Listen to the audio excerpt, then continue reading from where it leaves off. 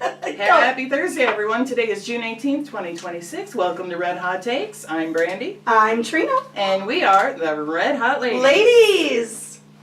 Oops. We rewrote the whole thing and I still flumbered opening the show. Well, you know, it's really hard, not that we're diverging it into whatever.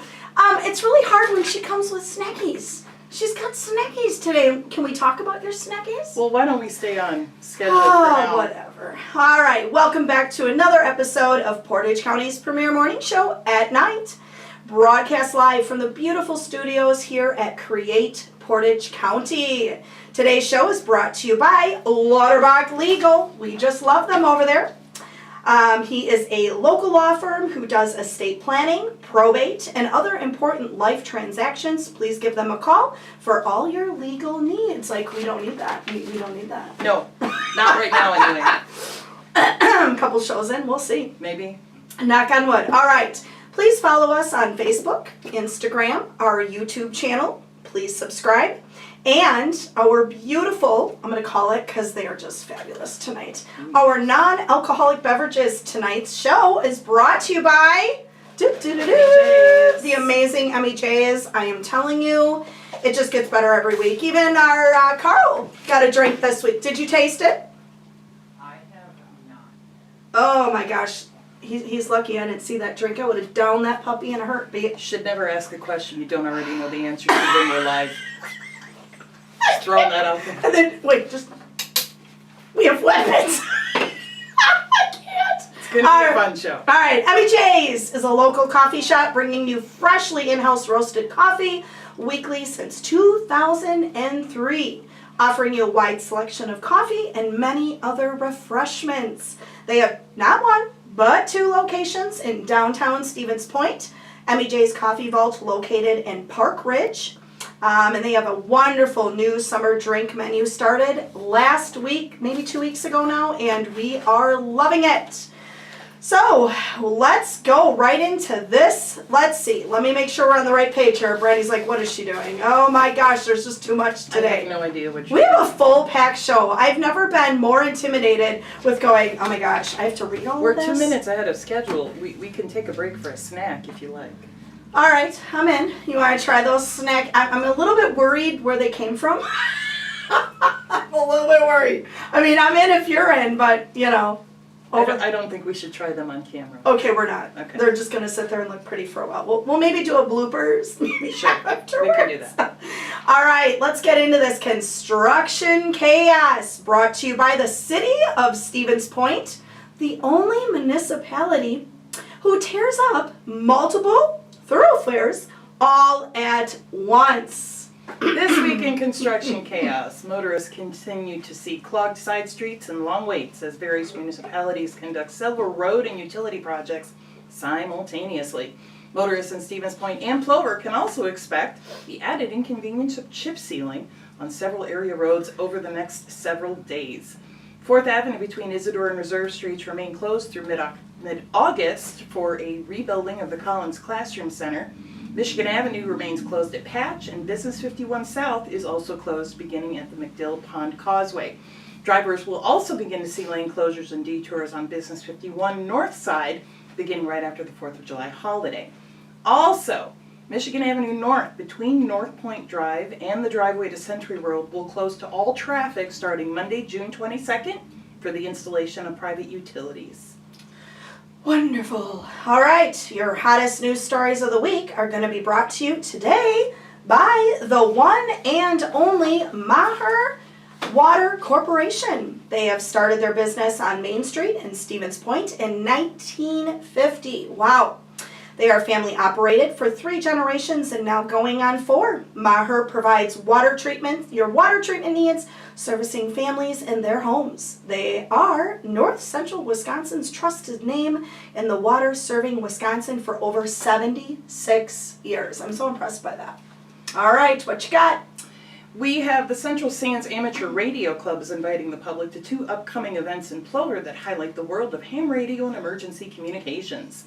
Kids Day will be held from noon to 5 p.m. on June 20th, giving young people and families a chance to get hands-on experience with amateur radio under the guidance of licensed operators. The club will also host its annual Field Day event from 1 p.m. on June 27 to 1 p.m. on June 28 for a 24-hour demonstration of emergency and off-grid communications. Both events will take place in the field south of Walmart and west of Goodwill in Plover, and the public is invited to attend. In city news, a decision on a proposed 7 Brew drive-through coffee shop at the former Cooper Motors property on Division Street has been pushed back until July. Would you stop making that noise? What? Why is it being pushed back? Sounds like a dying animal. I can't. Why is it being pushed Stevens Point City Council members voted unanimously to delay the project after learning that the developer had submitted additional documents on the day of the meeting, and several council members said they wanted more time to review the information. The proposal has sparked debate over the future of Division Street, with supporters arguing that the project would bring a new investment to a property that sat vacant since 2008, while opponents say it doesn't fit the city's long-term vision for the corridor. All right. Well, thank you, Brandy. Plover Fire Department is hiring. The local Plover Fire Department in Portage County is looking for more paid on-call firefighters, EMTs and advanced EMTs and paramedics department. Oh. You couldn't remember the next word? Department officials say firefighter applicants don't need prior experience. Oh wow, as training will be provided. Wonderful. EMS personnel can serve through the department's emergency medical response program, while paramedics may also have opportunities for ambulance staffing and shift coverage. Anyone interested can stop by the fire station at 2400 Post Road or call 715-345-5310 for more information. A long-planned effort to transform the pedestrian tunnel connecting Main Street and the Portage County Public Library is moving forward after downtown Stevens Point secured a $50,000 state grant. The project, known as the Library Alley Activation Project, will add public art, landscaping, improved lighting, accessibility upgrades, and interactive features to the corridor that many residents know simply as the tunnel. Work is already beginning, with mural panels being removed for restoration and new artistic elements planned for later this summer. Organizers say about $70,000 has been raised so far, but another $30,000 is still needed to complete the full vision for the downtown gathering space. In other news, Portage County recently announced that it quietly rolled out a new artificial intelligence system that's now answering many non-emergency calls to the dispatch center. The system can that was a really bad sound effect, Trina. I know. We got to get one. The system, known as Aurelian, can provide information, route callers to the correct department, and collect details from people reporting non-emergency incidents before forwarding that information onto a dispatcher. Sheriff Mike Lucas said the goal is to reduce workload and burnout for dispatchers who handled more than 103,000 calls last year. But he stresses that 911 calls are not being affected and are still being directly answered by communications staff. Sorry to interrupt you, Miss Brandy, but please stay tuned for the last half of the show where Trina talks about her red hot take for the week, and guess what the topic is? What? Oh, the AI. All right. And finally, if you're looking for something different to do, the UWSP Planetarium has one public show remaining this month. Am I rubbing off on you? You are. The final summer program, Cosmic Origins Spectrograph, is scheduled for 7 p.m. on Monday, June 29. The free show includes a look at the current night sky over central Wisconsin and is open to the public on a first-come, first-served basis. The planetarium is located inside the Science Building on the UWSP campus, and is open to the public. That's all I have for hot news this week. Well, I will tell you, I've been with my children to the planetarium. It's beautiful. Yeah, it's a great time. It's gorgeous. I haven't been there. We should go. I haven't been there in a really long time. Okay. I just think it would be fun to go. It's just like, nope, not gonna happen. Okay, anything else we would like to add to any of that? Otherwise, I am really excited. I say this every week. I'm so excited to bring our guest on. I say this every week. It's becoming a thing. Trina was all nervous this week about Yeah. And we're a couple minutes Ahead of the schedule. So she was really nervous. Tell everyone why you were nervous about this guest coming on. Not so much nervous, just excited for this candidate and more. Also, it's a candidate. It's yes, it's a candidate. Can I show my merch? before we announce? Merch? I'm going to call I this don't know merch. if I'd call that merch. I'd call that swag. Oh, but God. Here we you go. know, potato, potato. All right. So today's guest is on the November 11th ballot. Has the best hair, we say, in local law enforcement. Trina says. Okay. No, you. Okay. After 3 terms, Sheriff Mike Lucas has announced he is not seeking re-election. The sheriff's office operates on a 4-year term, and the only candidate to file for this position, without further ado, You said it right. Josh Ostrowski! Yay! Please join us. So, Hello, how are you? thank you so much for coming. I appreciate it. Welcome, Captain Ostrowski. And I'm gonna call him Josh, isn't it? I just, it's so weird. Well, I have more respect for him than that, so Oh, jeez, Louise. I'll use his actual Oh, rank. people on TikTok, help me out. All right, Paramilitary so organizations appreciate that chain of command. It's very important for the It internal is. morale of everyone who works in the agency. it is, but I have a little more personal relationship. Not over the years, but my father and my mother worked with both your parents, separate employers. So both our parents knew each other very well. Long time. Small town. All right, so my first question, and I'm excited. Oh, Let's go! Josh, arrest her. She's beating me up with these toys she brought today. What are these? Like pointer thingy dingers? Just things to make you laugh. Oh, good. And what's up Little with toys. this? You think Josh is gonna? What are you criticizing my table decorations here? Oh, what is this? Everyone, you guys all remember, you know, we've had a we've had a firefighter on here in the past, and Trina, and a veteran of the United States Air Force to talk about the honor flight. And Trina brought in the most ridiculous, gaudy bunting you've ever seen in your entire life, and now she's criticizing me for bringing in a radio Well, I was thinking you were gonna have Josh on speed dial if we ever need him. So that's for. Sorry, I Josh. don't have That's anything a else. firefighter radio, by the way. I understand that, but I don't have it's the closest thing I have to Okay. other than blue sunglasses to kind of show my support for law enforcement. I have nothing else that's anywhere close, so we could dress our table With thingy dingers. And I'm sure all the first responders are laughing at me right now, and that's total. I'm fine with people. I honestly, people laugh at me all the time. I'm good. Message us if you have any comments. We could address them on the show. All right, let's get this party started. So, right away, when and why did you realize you wanted to be in law enforcement? And I personally do not know what and how old you were and why you decided to do that. That's like 5 questions in one. Good. All right. Well, It's a lot. I guess my story's not the perfect one or the dream story. Like, you know, I was in kindergarten and I wanted to be a police officer. That's not the case. I didn't know that I was going to be in law enforcement until I got into college. I went into college undecided and got into criminal justice type courses, and that's where my interest grew. Then I think it was my senior year of college, I was able to have an internship with the Portage County Sheriff's Office, and what the stuff that I did there and learned there, riding with the deputies, doing projects, crime scenes, traffic scenes. That's when I really knew this is what I'm gonna do for the rest of my life. So. Wow, that's a long time. Yeah, that was '98. Fall of Wow. I feel old right now. I was just wondering how many of our listeners were not born yet. Yeah. in 98. We're that age now where We need the glasses. younger for certain generation things. might not have been born at that time. That's kind of Yeah. sobering. Okay, wonderful. Tell us a little bit about your experiences in Portage County Sheriff's Office, like certain things, you know, that maybe were difficult or not so difficult, or things that hit home or that were important to you along the road here, or what you've done maybe. All right.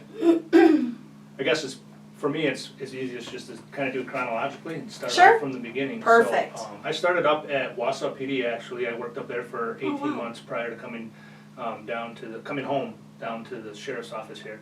I started off in patrol. I worked patrol, night shift, day shift, PM shift for like 3 or 4 years, and then I had the opportunity to get into drug investigations. I was the drug investigator for the sheriff's office for about 5 years.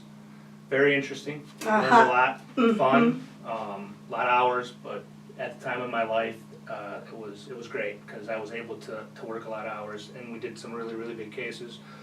After the drug unit for about 5 years, then I got into general investigations. I was a major crimes investigator, did anything from thefts and burglaries all the way to homicides. Oh, wow.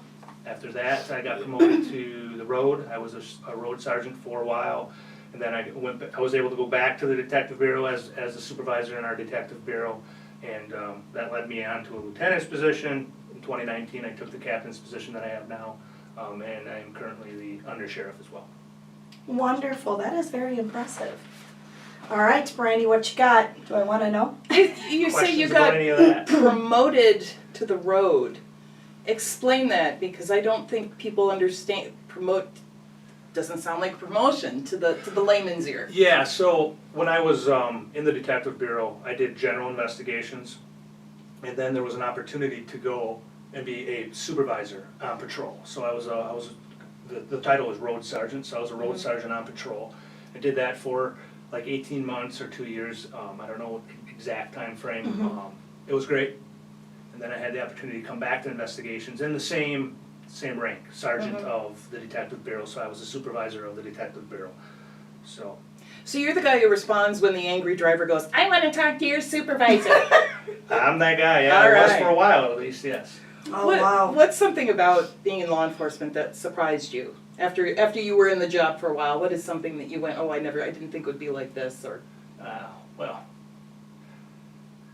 it might sound cheesy, but when people think of law enforcement, most of the time you think of, and it's just the nature of society, I guess, you think of all the negative stuff. And when I got into law enforcement, what really surprised me, still surprises me to this day, I stop at the Quick Trip just down the road a couple times a week, and there's always somebody that tells me thank you. Aw. Thank you for your service. There is a lot more thank yous that you receive than the negative part of the job. So that surprised me a little bit. Probably could have came up with a better answer, but No, that's no, you're fine. doing great. I think I'm often surprised when I'm reading through the blotter of police and sheriff calls at how many calls there are for you stop to help someone with a flat tire, or someone's car broke down, or whatever. But there are lots of calls for motorist assistance, and I just think that's pretty cool because you don't get used to seeing that. You get used to people calling in noise complaints about their neighbors upstairs, and my ex-husband is late dropping the kids off, and that kind of thing. So yeah, and the goal is to come up with a solution, or whatever that solution may be. Our deputies, they change tires all the time. If it's a snowstorm, they'll babysit if they have to because somebody has to be somewhere for a little while. Yeah. Not that that's something that we do all the time, but whatever it takes to And get you a positive mainly, outcome. here's a question, you mainly only cover Portage County. Can you explain where the cutoff is there? Because I've actually seen, I think it was Park Ridge or something where we couldn't get the city guys there. Not the fire department, but the city guys, there was a call and a county guy came. A county police officer. So it really gets, it's really detailed, it gets really Yeah. specific in some areas of the county. It's general jurisdiction, so our jurisdiction is the county, meaning townships, villages. The village of Park Ridge is the sheriff's office jurisdiction. So if there's an accident in front of, let's say, Walgreens. It was actually Right. Walgreens, and I was sitting there and nobody was showing up. Our deputies would respond. It doesn't mean that Stevens Point, we all work together, so it doesn't mean that Stevens Point PD would drive by. They would stop and they would make sure that, but the actual paperwork and the investigation would be conducted by the sheriff's office. Yeah. Now, Stevens Point PD has, their officers are deputized, Plover PD's officers are deputized, so if we need assistance, they can come out into the county and vice versa, so. it's the same with UWSP police officers. They're deputized as well. Yes. Is that right? Good to know. I didn't know that, Park Ridge. That's why it was a bad accident and nobody was showing up. And I think there was a first responder. How long ago was this? Mm, I thought you meant like last week or something. I'm like, just before we got snow, there was a really bad accident there. No, I'm not kidding. And the first responder, somebody showed up and we were like, where's the city? Like it's Yeah. yonder down the But road. you can't think like that because you have no idea what calls they're already out Yeah. on. One guy No, could no. be in the middle of delivering a baby, Yeah, and the other no. guy could be chasing a bad guy who's wanted for drugs. I mean, Yeah, and I only heard this because people were really upset that nobody was coming, and it was so you did you witness this, or No. is this a Facebook no, I was thing? no. Oh gosh. You saw this on Okay. the people of We're- Facebook have done a real disservice to this community. Another thing, thank goodness, maybe Josh will be leaving. She's gonna let it rip about the Facebook stuff, so this Well, is gonna be good. That's separate from what we're Yeah. talking about here.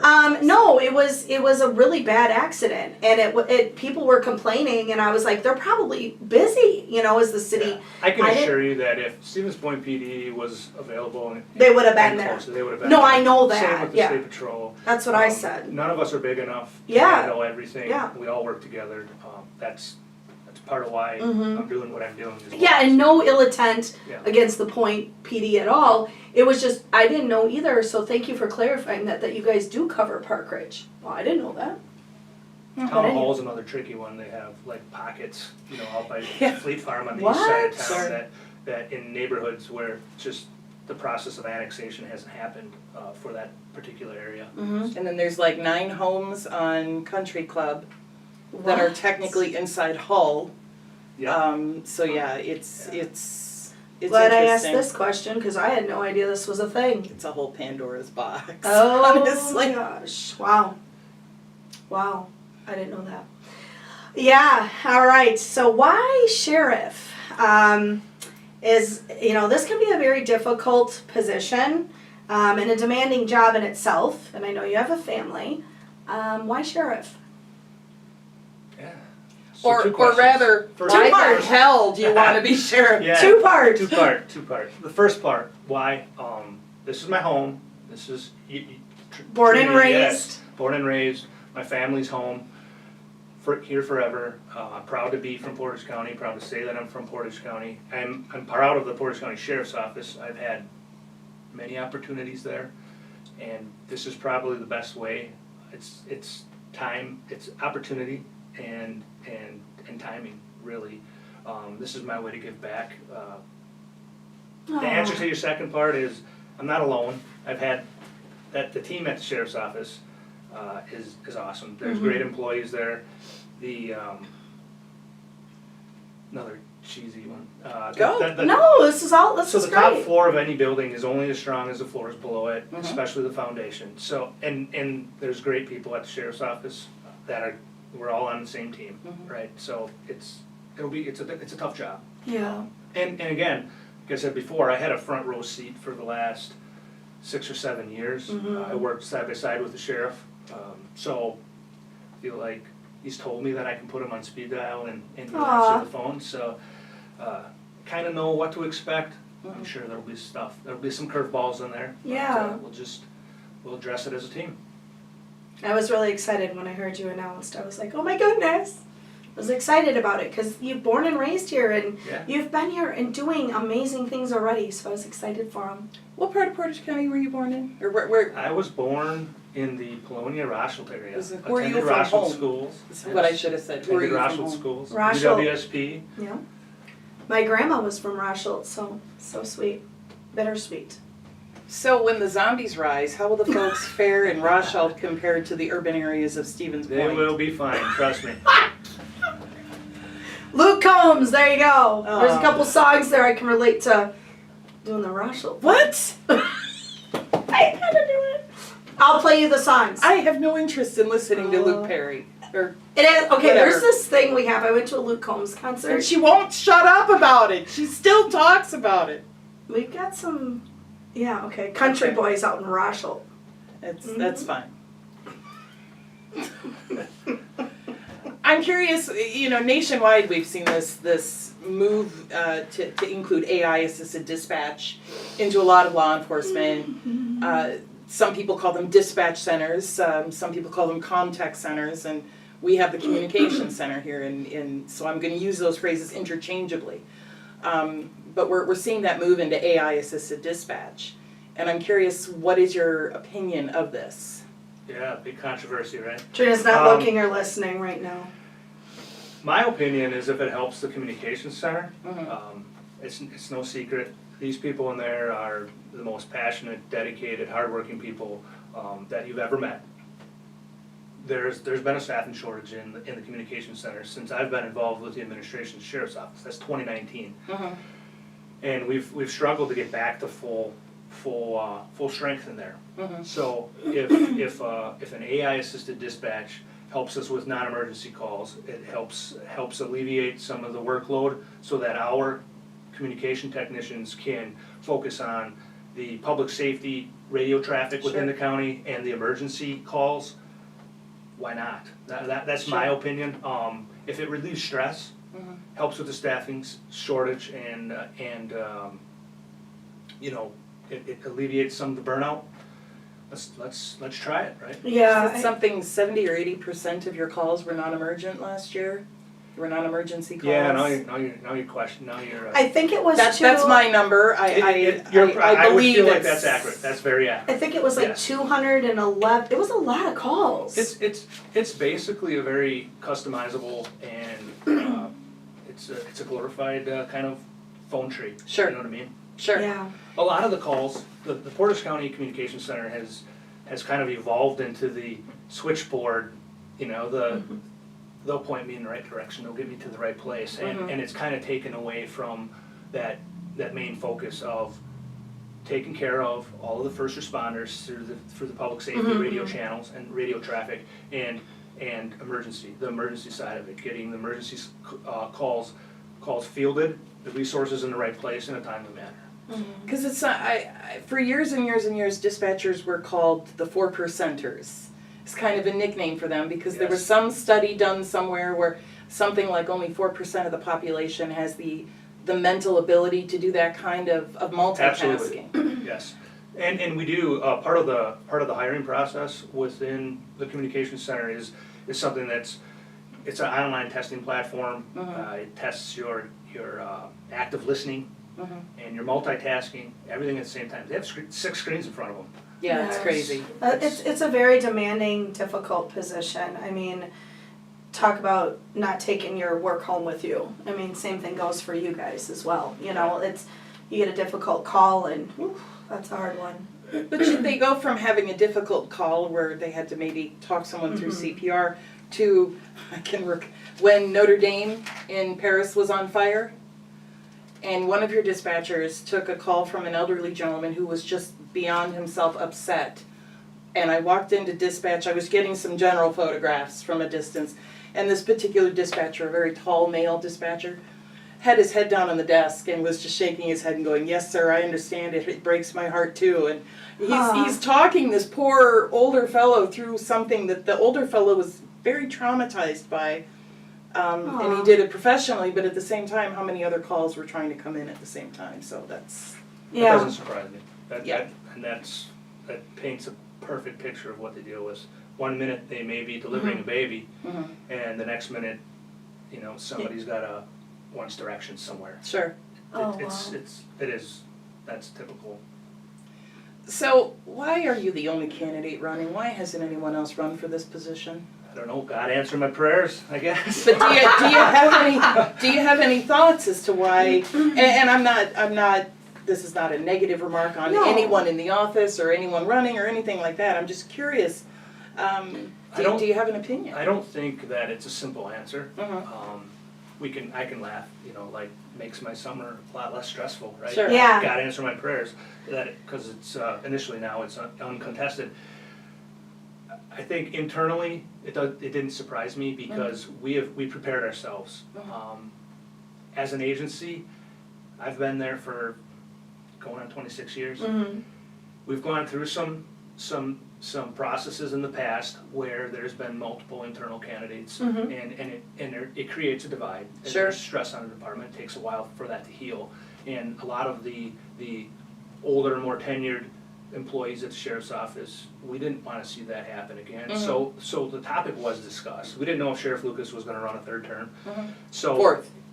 well, a third even the last time. Oh, around. I see. So Oh, this discussion has Oh, been wow. this A discussion while. has been going on for 3 or 4 or 5 years, and you know I could name some guys specifically that we talked like who's next, and like I said earlier, timing, opportunity, and I was the one that would always say, if it's my time, I'll do it. You know, Aw. I owe it to the community, I owe it to the sheriff's office, and, you know, let's have some fun, I guess. I know, I'm excited to watch this election play out. I'm excited. Do you feel this position should be a partisan position? Oh, I do not. Why? Okay. You know, it's, the state constitution has it written, it's in the state constitution, that's why it's on the November ballot. Mm-hmm. And if you know, elections, so the sheriff's elections are mandated to be on the November ballot. Yes. The November ballot is the president, Congress, Governor. governor. They are required to be partisan elections. Mm-hmm. That being said, the sheriff's office is a partisan election. Now, I think that has, over the years, has evolved. Mm-hmm. There's a lot of interest in some portions of the state regarding sheriff's elections, so maybe money has something to do with it, I'm not sure. But the real answer would be it's on a November ballot, and the November ballot is a partisan election. That's why the sheriff's office is. We're not gonna respond to a crime scene or a traffic crash Yeah. and ask you. What know, party you're political- affiliate- yeah. What political party are you affiliated with? Yeah. You know, the sheriff's office, law enforcement in general, has to enforce the laws fairly, without prejudice, and Right. and that's the bottom line. That's actually an interesting distinction that I never realized needed to be said out loud. Earlier this year, late last year, there was a fire in Dewey, and the gentleman had a Donald Trump sign in his yard. And as firefighters were putting out the fire, he came up to me and said, I was really worried that the firefighters might not do a good job because of the Donald Trump sign in my yard. And I never thought people would think that way. I didn't realize that would even be a thought in someone's mind, that a first responder may or may not do a job based on the candidate's sign I have in my yard. I just thought that was, Yeah. It surprised me. It wouldn't even cross my mind, to be Yeah. honest with you. And I've been involved with public safety for Long time. 27 years now. Yeah. Wow, I never even thought of something. That's really sad. I'm still learning every day too. Just Yeah, wow. It kind of catches me differently a little So bit there. I'm kind of wondering if, do you have any, a lot of the calls that you guys respond to don't end well. Not all of them, but some of the things that you respond to are not very nice. And I'm wondering if there are any funny calls, or we worked really hard and finally found the bad guy calls, or is there anything that stands out from your time in the sheriff's office so far that you're able to share a little bit about? And I apologize, maybe we should have warned him we were going to be asking about this. There's probably so many calls to choose Does from. it have to be PG-13? It does have to be PG-13. All right, well then that yes. eliminates about 99%. Sure. I think I could come up with one. You know, public safety in general, law enforcement, firefighters, they're practical jokesters, and a lot of times it's between each other. You know, one profession versus the other. There's a lot of just to pass the time. You know, and it's maybe a coping mechanism even too, humor, practical jokes. Asking me about a funny one. So when I was in the detective bureau, I worked a lot with child protective services, adult protective services, from the Portage County Health and Human Services. And I'm not going to mention any names. If they see this, they'll laugh. But I was working on a particular case. There was an elderly woman that was being taken advantage of, like a financial elder abuse. So we were dealing with the elderly woman, and APS agents, they knew her from previous interactions, and I didn't. So they weren't surprised, and they laughed. After we got done with all of the financial information and the facts and getting the family involved and getting the resources, this elderly woman propositioned me, inappropriately propositioned me in front of. I was like, where's this going? I was like, in front of the APS. Wow. They laughed. I didn't. Josh was like, They oh, made me blush. professional. It made You me have blush pretty good almost hair. as much as the introduction. So it started off with me blushing. That's I'm surprised she That's isn't interesting. stalking you now. It was a great outcome. She got the resources she needed. Family got involved, but they got a chuckle out of it. And I've really seen their banter. Have you ever gone to one of their the fundraisers you guys had with Culver's? Oh, yes. The banter I between, like, it was really good. I cover the rescue task force Yeah. every year. I go to Yeah. I go to more fire than I do police trainings because fire is more. Firefighter will be like, oh, come on in, I'll show you everything. Let me show you every single piece of equipment I have. You guys don't, because you really can't. A lot of your equipment is No. confidential and you're trying to keep it from the bad guys, so that's understandable.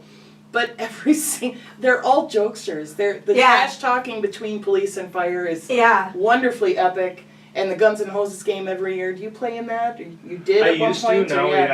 I have a lot of younger, much more athletic deputies that do it. But you've heard the trash talking. It's Oh, usually yes. usually quite family friendly. I was part of it. It's a lot of Ron fun. Hebler and I. Oh yeah, he's Yeah, I he's a actually good got one. to witness that at the Culver's night, the fundraiser. It was kind of neat. Everyone was kind of like, it was Yeah. cute. It was neat to see. Running off of that one, what about I love this, running off of that one, I love this. So what is your advice, gosh forbid you pull over a 16-year-old who, gets first time pulled over. What advice do you have for them, going home and, oh my God, I got pulled over, and, for the 16-year-olds out there that are just getting their driver's license, freaking out, 9 and 11. Yeah, this is an 9 easy and one for me. 11. I'm sorry, I don't mean to interrupt you, but what is 9 and 11? Can you help Because me on 9 this? is here I said this, and 11 is down here. Oh. Where are your hands on a wheel? or like To whatever the it young is. people who might be listening, do not utilize the 9 and 11 because I think that's going to cause some problems. I remember it was either my grandfather or my dad. It was kind of a joke. And it was like, oh my God. And that's literally now, ever since that bad accident I was in, I literally am like, oh my God, all the time. Well, if you wouldn't have had your hands at 9 and 11, maybe you wouldn't have had that accident. Right? Okay, Josh, correct me on that one. It's kind of a joke. But anyway. This is a simple one for me. I have 2 teenagers at home, so Mhm. it's the advice that I give them. Be polite, be honest. In most cases, if it's your first time being stopped, it's going to be, unless it's a really severe infraction, it's going to be Yeah. an education. Yeah, It's for going to sure. be a learning lesson, and the law enforcement's not out there.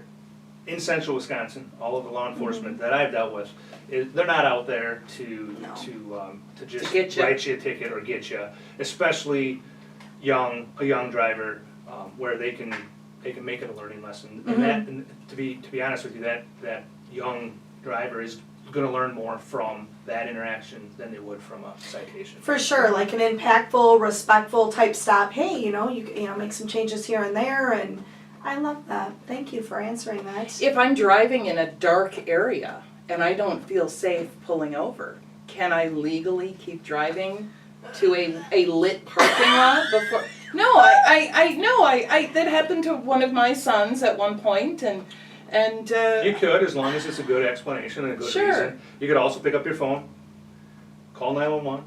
And they're behind you. Yeah. if Hey, you don't get hit by here's the what's happening. Is this what should I do? Is Mhm. this something that I should do?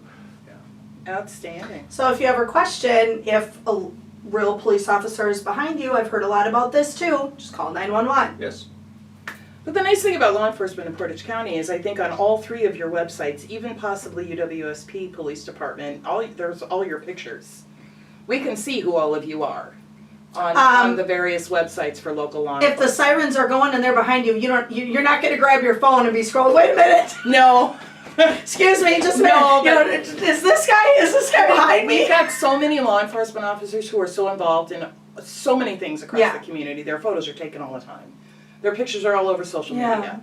Yeah. It'd be pretty hard to be a law enforcement officer in our county and not have your picture somewhere. Oh, for online. sure. That's kind of my point. Yeah. So, what advice might you have for the first-time voter this year? Ooh. First time voter? First-time voter. If someone's voting for the first time this year, Vote for me. No, educate yourself. A lot of times you see voters, they'll vote either one way or the other. mhm, And my suggestion is educate yourself on who you're going to vote for. It's not hard, especially with the resources out there today to really find out who somebody is. sure. As a mother, no longer teenagers, I get told, I'm not, Mom, just leave me alone. I'm not voting for that, they never always agree, or they sometimes agree with me, but, it's I don't like that, no. I can't tell them who to vote for. I would never. StruskyForSheriff.com, there. Oh, yes. Good resource. We were there. just- I was gonna ask you That's about. yes. You're on social media as well? I am not. I have a website, Wow. and I have an email if somebody wants to ask me questions. Okay. Would you care to give your email as well? The email is ostrowski4sheriff@gmail.com. Mm-hmm. All right. Got some really nice flyers. These are very nice. Is there anything we didn't ask you about that you want to include? Anything else you want to talk about? No, it's been interesting. It's been Well, we try to make it very. We try to make it We fun. wanted to talk to you about this Grand Shoot turkey. Oh, I got it. The infamous turkeys attacking my squad. Have you Oh, yes, have you yes. seen Yes.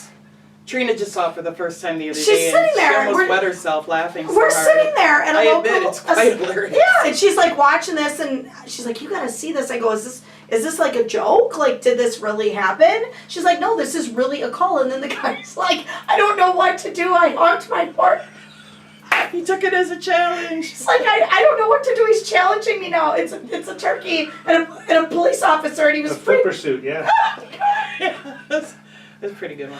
So is there Definitely something pretty we could send our viewers? It's called the Turkey Attacks Squad Car video, is what it's called? You can just look it up on YouTube. It's hilarious. Yeah. It's family friendly and it's hilarious, and your whole family will be in stitches. And you guys have never had any animals versus... Not as good as that one, no. It was We so did good. have a bobcat that ended up in the grill. in the grill. That's right. Yes, yeah, and that one went Viral. Viral. All Yeah. over Wasn't it? worldwide. Yeah. We had requests Oh, for that wow. one from all over.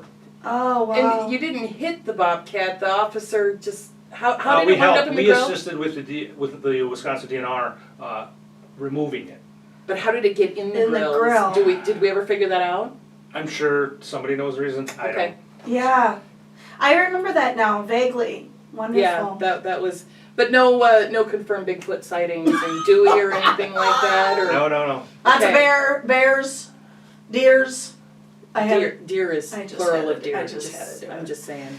Yeah, I just had to say it, but anyway. Well, Joshua Ostrowski, yes. thank you so much for coming problem. on and sharing your time with us. You're absolutely welcome to stay if you want. He's like, I'm out of here.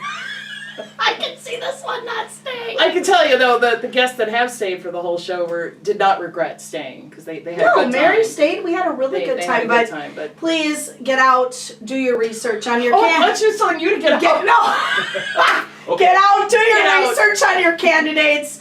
Election we have, and you are not on there because you don't have a primary. So this is great. That's Yeah. right. August 11th will be the primary. And Yeah, then November yeah. is the main, so that's kind of cool. You don't have to have a primary. Be excited. Are you going to be in any of the parades? I'll be at At a the- lot of the events to say hi and pass out some information if Yeah. you have questions. Wonderful. Well, please reach out. Anybody who has any questions, and thank you again from the both of us. Absolutely. We were Thank you. ecstatic that you were going to come on Thank our you. new podcast.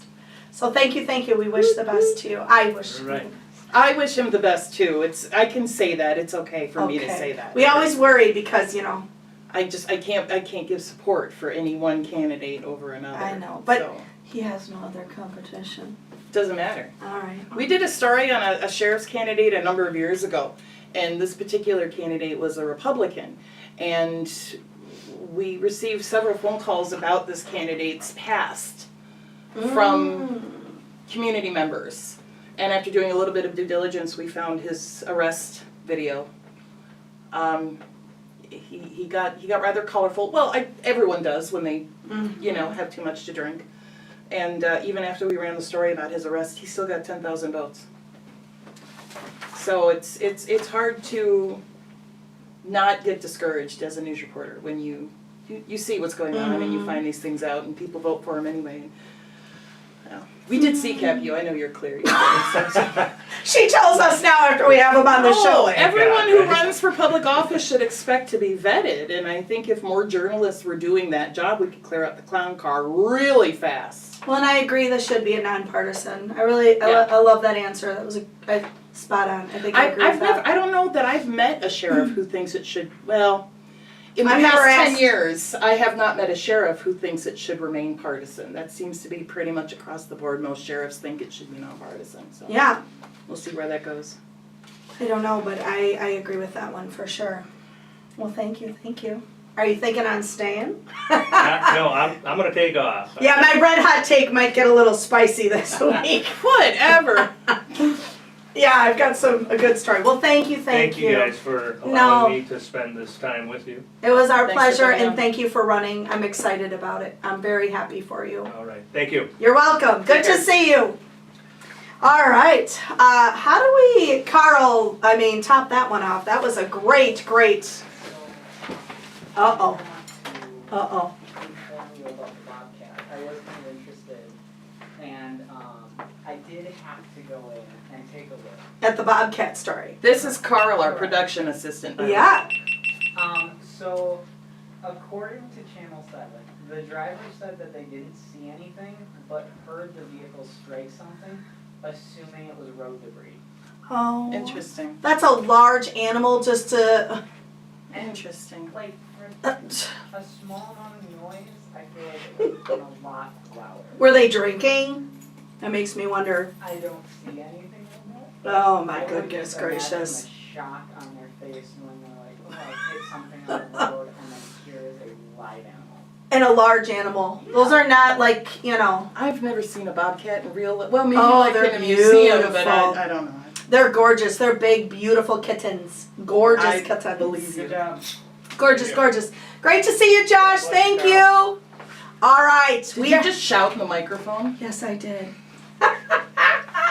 All right. We are ready for this week's police calls. We are? Yes, we are, Brandy, and I'm kind of excited. Woo! What's that? I love this. We are really stepping it up over here with this production crew we've got going I have an on. amazing production assistant. Oh Carl. my gosh. And it is Gradient Tech Consulting. We I love know. Carl. He's amazing. It just gets better and better.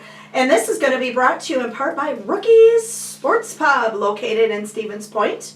Most importantly, always open during the very busy construction season on Business 51 with our Construction Chaos. Their kitchen is open every day, 11 to 9 p.m., serving up your favorite Wagyu burger that her and I both Delicious. hands down agreed. Free trivia on Tuesdays, open mic on Wednesdays, bourbon and cigar on the patio on Thursdays, and he also has that amazing banquet hall that holds 300 in attendance with outstanding 46 beers on draft. All right, Brandy, what you got for us? A Madison woman, let's start that over again. Police and fire calls. Got Legos in my mouth or something. A Madison woman already on probation for previous retail theft convictions is facing new charges after police say she stole more than $500 worth of merchandise from Walmart in Plover and was later found with methamphetamine. Prosecutors say a woman named Nicole Peterson left a shopping cart filled with unpaid merchandise behind and drove away before the officers arrived, but she was later identified and arrested. During her court appearance today, Court Commissioner Sheila Kessler set a $100 cash bond and ordered Peterson to have no contact with Walmart. In a somewhat unusual bond condition, that ban applies to every Walmart in Wisconsin. Peterson remains in custody on a probation hold and is scheduled to return to court on July 27.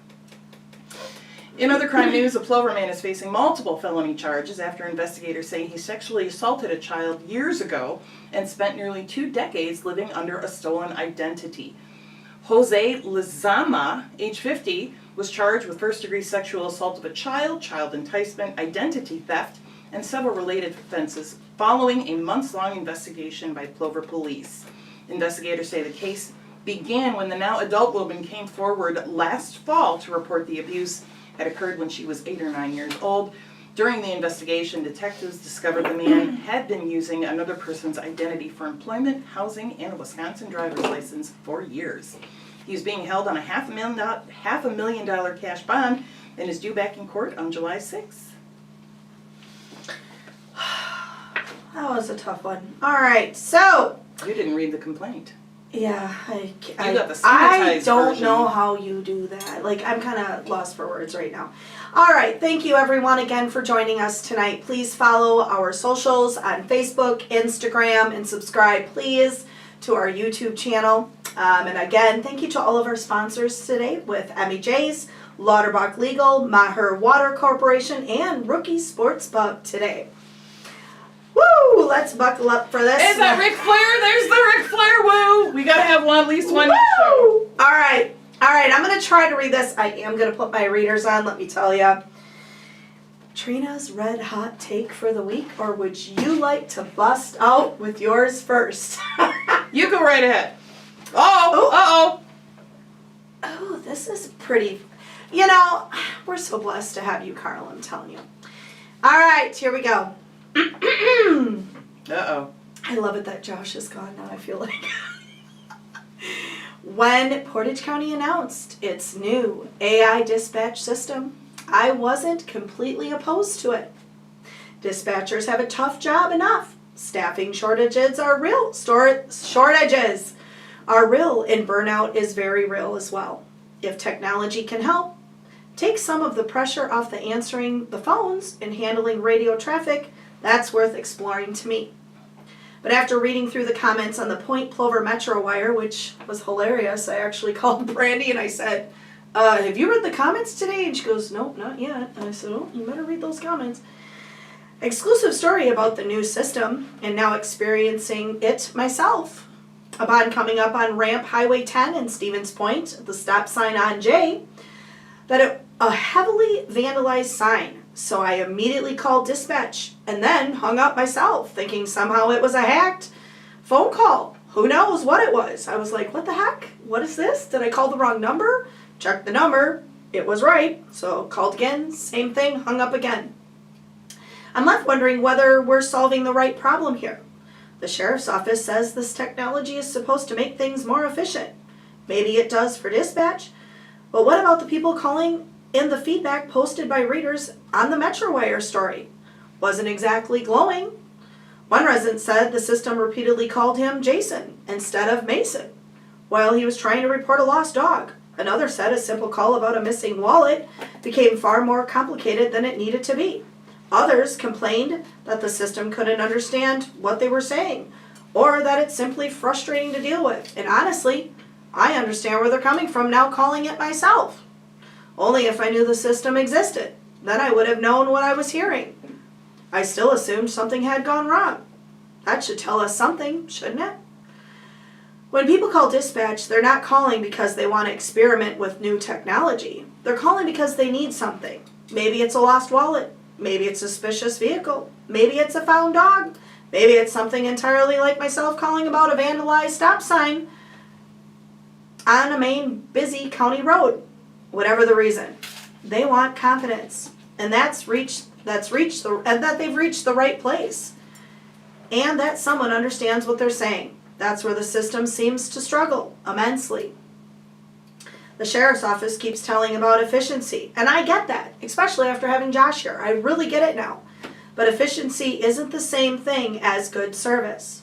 If people are repeating themselves, correcting the computer, explaining things multiple times, or hanging up because they think they've reached the wrong number, such as myself, then experience it's actually more efficient.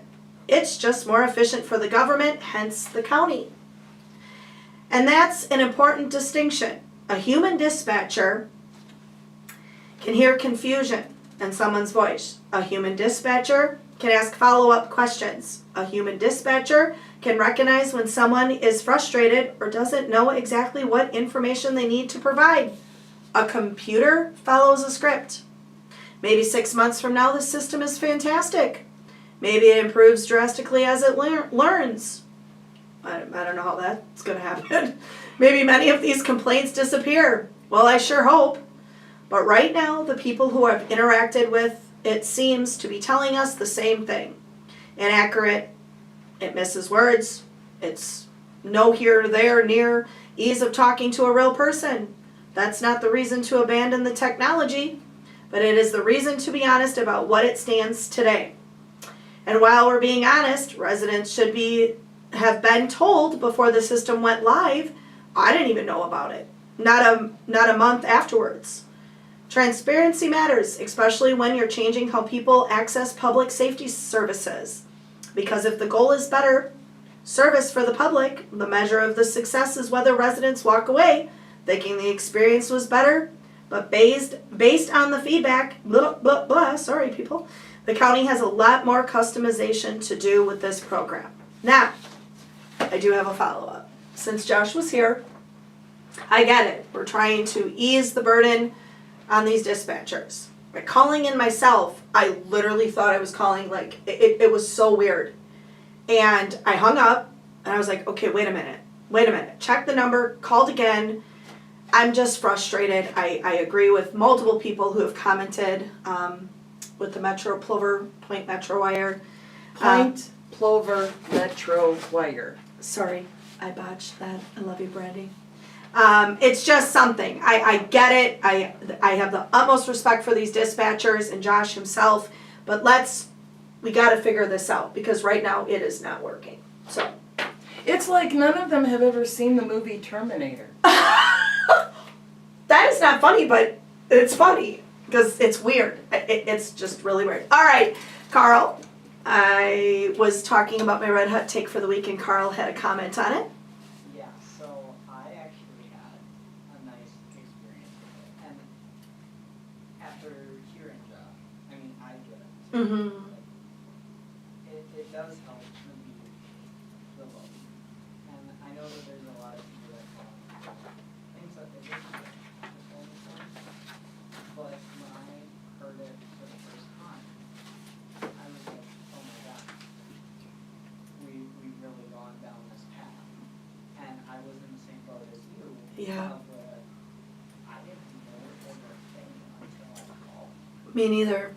And to me, it was more annoying. I do have to give them credit that they picked an AI that was a lot better than the other ones that we had Mm-hmm. Mm-hmm. Mm-hmm. But at the same time, it's still Mm-hmm. Right.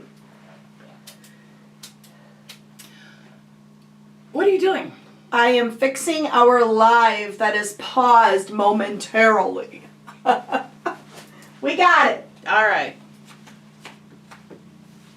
Well, unfortunately, my Red Hot take this week is not terribly dissimilar. I've been covering news in this community for 22 years, and it's kind of embarrassing that I've been doing anything for 22 years. I don't know what I mean. One of the biggest changes I've seen during that time is the relationship between local law enforcement and local reporters. When I first got into this business, there was a lot more communication. At the cornerstone of that communication, police officers knew who the reporters were. They knew what kind of experience news reporters had. They understand that news reporters had certain ethics and standards they had to meet before they could publish something. We saw each other all the time. Crime scenes, court hearings, community events, city meetings. Over time, relationships were built. Not friendships, not favoritism, relationships. Officers saw that we were trying to do the job responsibly. They saw us stay behind the tape, respect active scenes, verify information before publishing, and working really hard to get things right and protect the identity of victims. And if we got something wrong, we'd hear about it. Sometimes those conversations weren't comfortable, but they happened, and that's how trust is built. Because of that trust, there was communication. If something significant was going on in the community, there might be a phone call or a quick heads up. Not details, not confidential information, just enough to let us something was going on and that more information would be coming. Getting that heads up is not special treatment, it's earned trust. It's the result of years of demonstrating professionalism, responsibility, and credibility. Today, though, it feels like much of that has disappeared. Everything seems to be handled through distribution lists and mass emails. The same press release gets sent to everybody at exactly the same time, whether you've spent 2 decades covering public safety or whether you're simply another address on a media contact list. Today was a perfect example. There was a significant incident over on Clark Street that drew a large police response. People saw squad cars. They saw officers gathering in one area. They knew something serious was happening, and naturally they started to wonder what was going on. There was no communication while it was unfolding with the press. The information didn't arrive in our email boxes until after the incident was over. Now, to be fair, the police department did not immediately post this to Facebook. That's not what happened here, and it's important to know that's clear. What happened is almost more frustrating.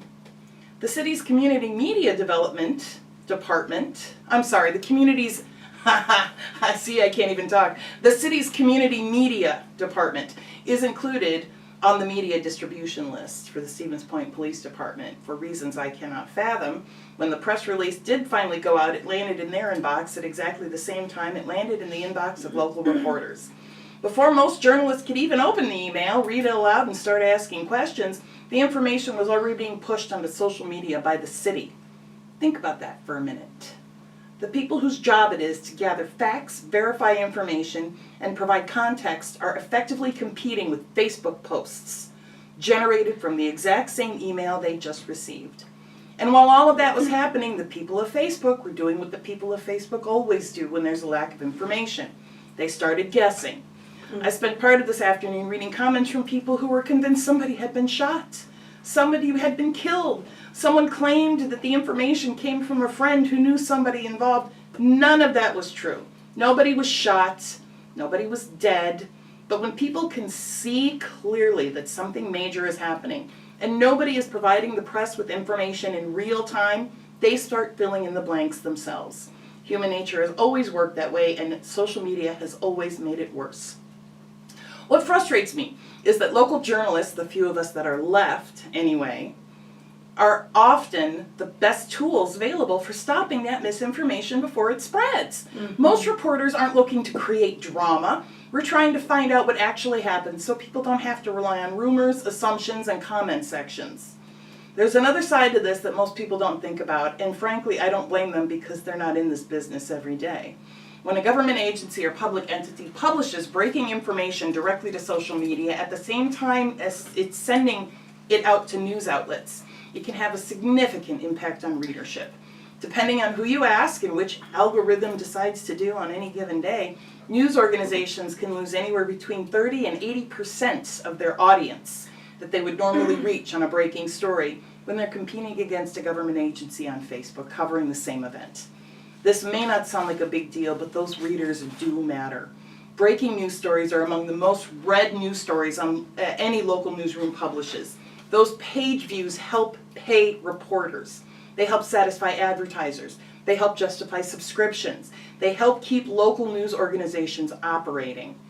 When those readers never make it to a news site because they've already consumed the information somewhere on Facebook, that's revenue that simply disappears. And unlike major national media companies, local news organizations don't have endless resources. Every single reader matters. Every single advertiser matters. Every single subscriber matters. People often say local journalism is important, and I believe they mean it. But local journalism can't survive because people say nice things about it.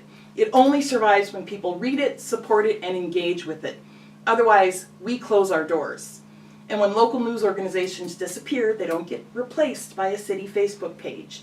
They don't get replaced by a police department press release. They don't get replaced by a comment section. What disappears is independent news reporting. What disappears are follow-up questions. What disappears is accountability. That's why these relationships matter. Not because reporters deserve special treatment, not because anybody should be getting secret information. They matter because communication works better when it's human. A phone call works better than a mass email.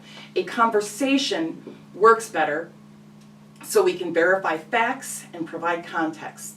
The public benefits when information is accurate and timely. The public benefits when rumors don't have a 3-hour head start before the facts finally arrive. After 22 years in this business, I've learned that trust is built person to person.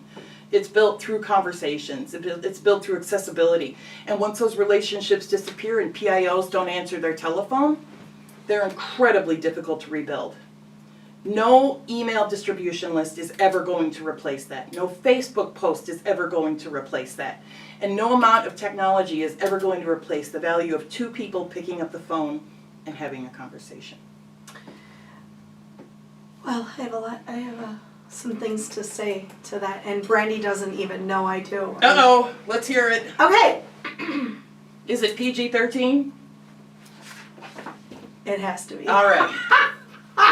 That matters. Okay.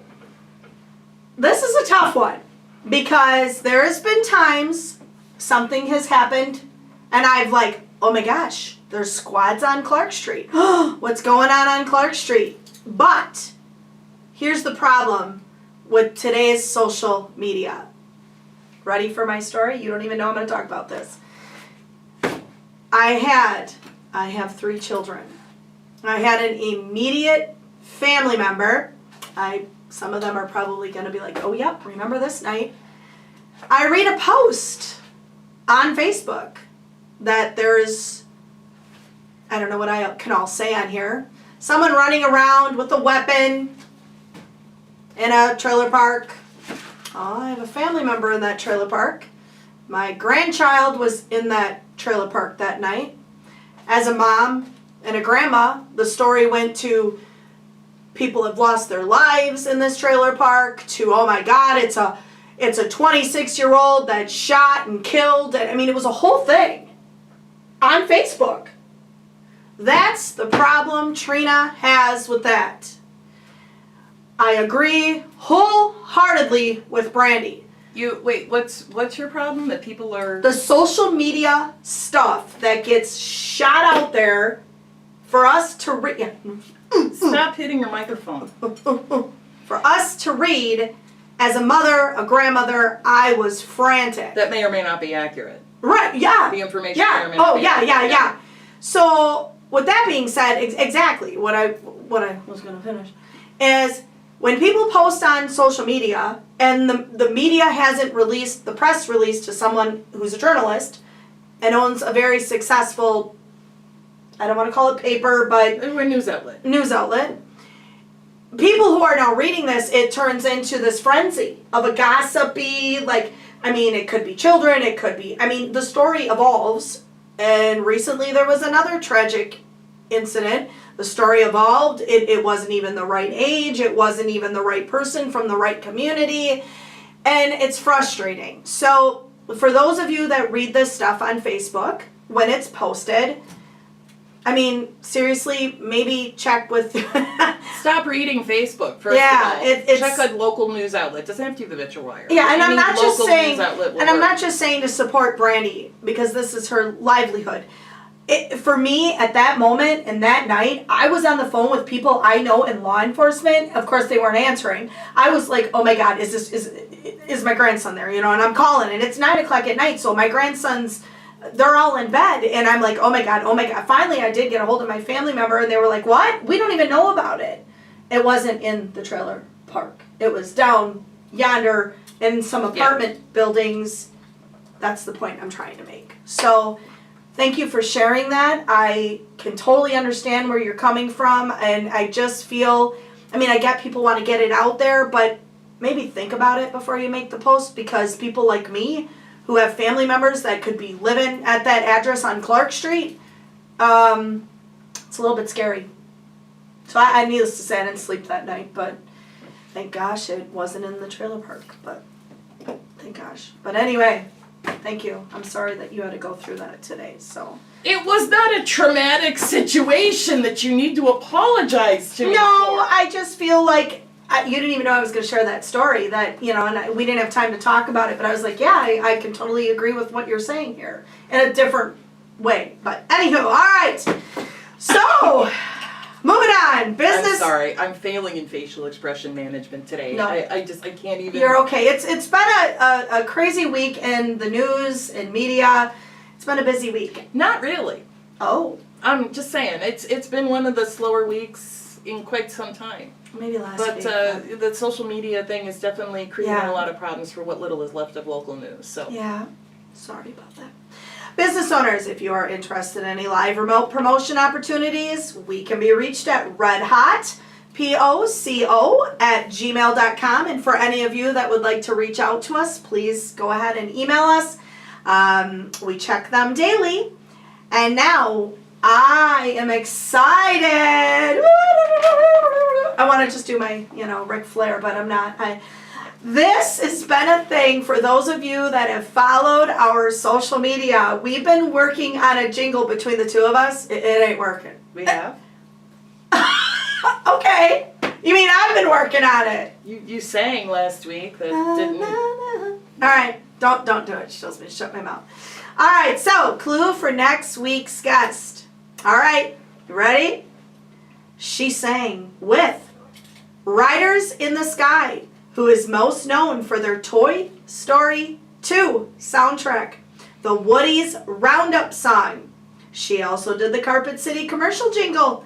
And soon to be, what would that be? I don't know, Trina, tell us. I can't. Okay. So I'm excited as our next week's guest. Please join us. She's gorgeous. She's beautiful. She's talented. She's amazing. And I am beyond excited for next week's show. I'm excited for a lot of things. I love our guests. Yeah. We have been blessed with our guests and our sponsors. Please tell me you agree. I absolutely agree with you. I know. I'm excited for every single, they represent Portage County and what is great here in our community and moving. And I think that's kind of the mainstay of our show is local guests, local people, local business owners, local electeds, local people. We just booked a local business owner, multiple business owner. You just, everyone who comes on the show is going to be local. That's all you got to know.